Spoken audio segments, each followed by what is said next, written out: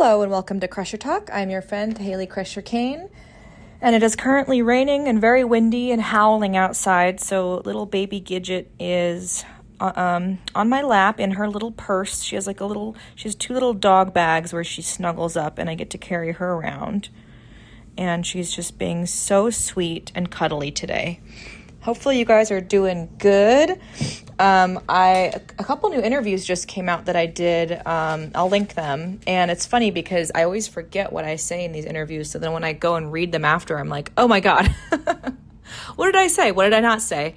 And for the most part, I think these generally, and I used to be a journalist, or I am a journalist. So I understand, not everything makes it into the article, but I'd say generally, most of the time, the people that interview me are really great and basically get all the information in there that needs to be.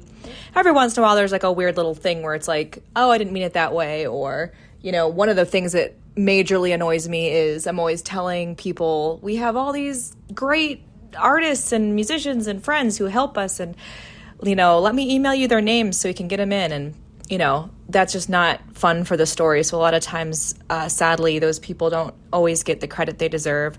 And I have to give a shout out to my friend Corey, who did all the photographs of us, of the band at Hart Plaza. I'm wearing like the pink pants, and the guys are in their winter clothes. We've been using a lot of these images over and over. And it's funny too. It's like the way things are now on the internet, it's like it's chaos. It's lawless. That's an understatement. But I remember back in the day, like early or like mid to late 2000s in journalism, like you had to put the photo credit and you had to have everyone's first and last names, and and that's just not how it is anymore. It's like you just put something on Instagram, someone takes it and puts it somewhere else. And I certainly it doesn't really bother me. It's not my livelihood, but there's definitely times that I'm like, man, I wish that photographer got some credit. So keep that in mind when you're out there reading these articles about bands that you like. There's always a team of like 30 people that are behind the scenes doing a million things, whether it's in the engineering department and recording, whether it's doing the photos, helping hold a cell phone because we're doing a music video and so we have a friend help us, or someone editing.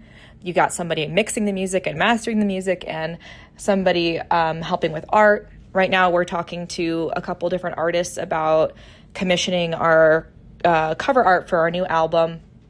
And, there's a lot.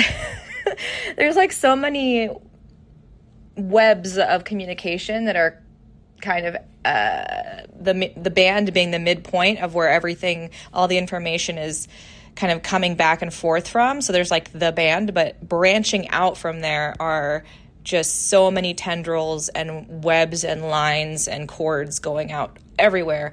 And that's just what it's like. And when you're booking a tour, all those things are amplified. You have more and more and more communications going out, and it just gets really confusing.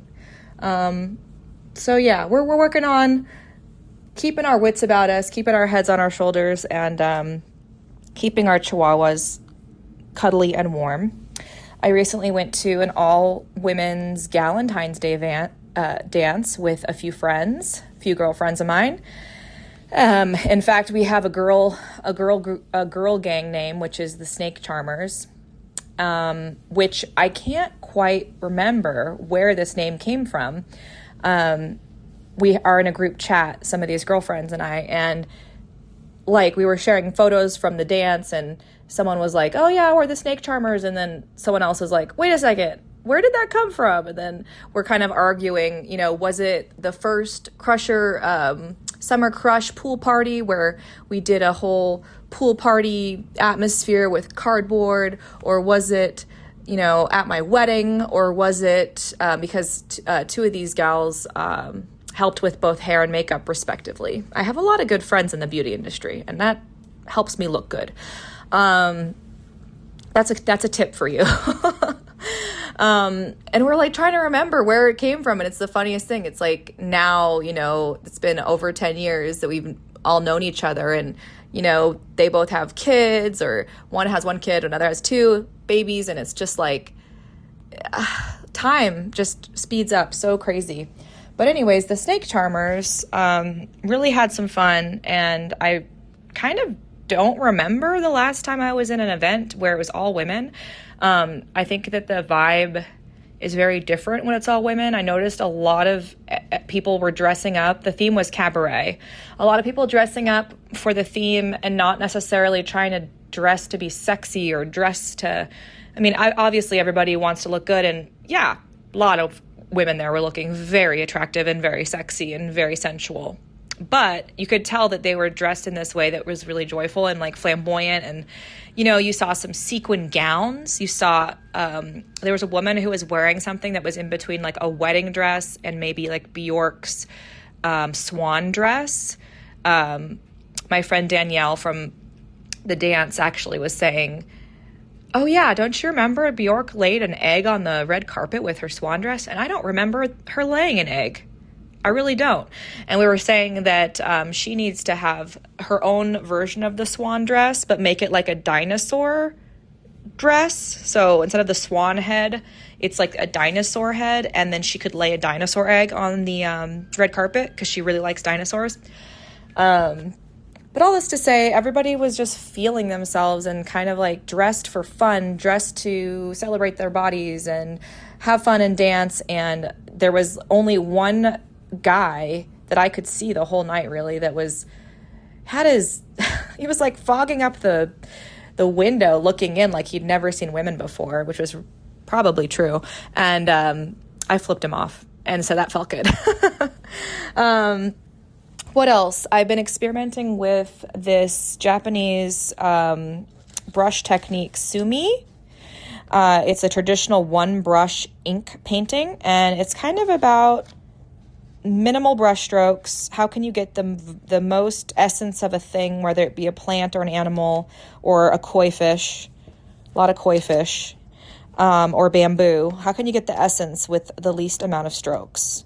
And that's been fun and interesting for me to kind of branch off from watercolor and trying to make time for those other mediums, because I think it really helps put the music into perspective to have multiple things going on that are different kinds of stuff, so you're not just so focused on music, which of course we are right now.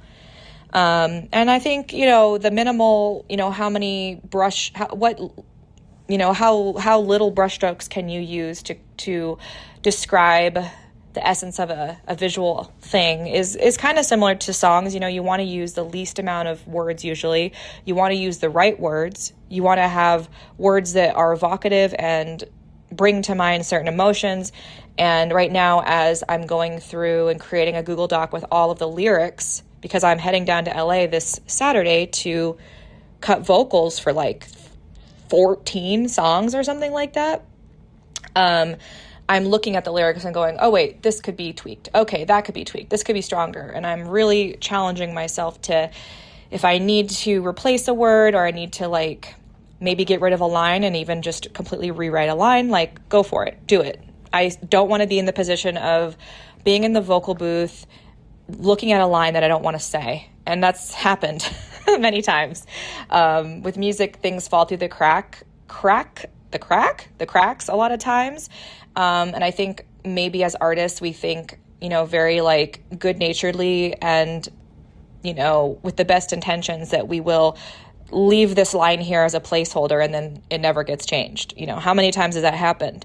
And I didn't think that I had that many lines to change this time, but as I'm going through the lyrics going, oh my God, okay, wait, I need to change this, I need to change that. And so, yeah, working on that at the moment, and thinking about, you know, what we're going to do for the art, the music videos, and what's going to happen when we get back to Detroit in March and hit the ground running.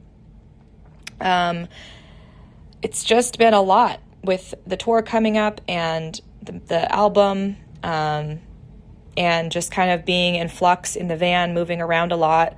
Next up, after California, we're going to head over to Molar City, Mexico. Los Algodones, I think is the name of the town, and Dr. Kane is going to get his full gold encrusted diamond grill. Just kidding. He's just going to get some normal dental work done. So we have Mexico, and then we have the drive back to Detroit. So I'm sure between this podcast and next week and the next few weeks, there will be some, Crusher Talks in the van, and maybe Dr. Kane will make another appearance. It's nice when he's able to like pop on. And I hope you guys had a good Valentine's Day, whether you celebrated that single and expressing your love for yourself and your animals and your family, or if you have a special sweetheart. I hope that you had a good Valentine's Day and that it wasn't too triggering. And at the very least, that you had maybe a few too many chocolates or something like that. But anyways, great to talk with you. You may want to, or talk at you. You may want to check out the last Crusher Talk writings that I have scribbled. I did one about my 3-year sobriety journey, and I would talk about it here, but I feel like I've exhausted the topic. It is a very long story. Staying at my dad's at the moment, and the morning that it went out, I saw him in the kitchen when he was making coffee, and he's like, "Oh, I'm reading it. It's great. How long is it?" And I realized if you read it on your phone, it just scrolls on and on and on and on. And that's exactly why for the touring copy and God, I'm like in work mode. The touring writing that I kind of started and introduced a couple weeks ago, why I'm breaking that up into pieces. So I'm going to continue with some of those old Pacific Northwest tour diary stories. Next, what am I doing? Every other Thursday? So what is that? The Thursday after the 26th? Something like that. I've been good about keeping on schedule, so let's hope that this lasts. I may have to bank some stuff for when we're on the road with Screeching Weasel and the Queers. Tickets on sale now, by the way. So yeah, you may want to check out some of that writing. You may want to check out our web store. We do have a bunch of really cool like t-shirts right now. And I think that's it. Somehow, I think I've wrapped this up in under 15 minutes. Is that possible? That is all I have to share with you today. Yeah, I hope that you are loving yourself, loving everyone around you, and loving your animals, even if they are mischievous and bad, and eat your homework and whatnot. All right, so that's me and Gidget signing off. Crush your heart. Sparkle hard, crush often, and carry a big stick.